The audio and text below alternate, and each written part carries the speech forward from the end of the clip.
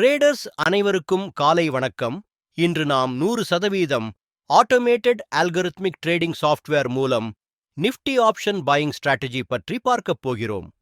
இந்த algorithm Nifty, bank Nifty, Sensex ஆகியவற்றில் தானாகவே செயல்படும் வகையில் உருவாக்கப்பட்டுள்ளது. இந்த சாஃப்ட்வேர் முழுவதும் ரூல் பேஸ்ட் சிஸ்டமாக இயங்கும். மேனுவல் ட்ரேடிங் தேவையில்லை. காலை 9 மணிக்கு சாஃப்ட்வேரை ஆன் செய்தால் போதும்.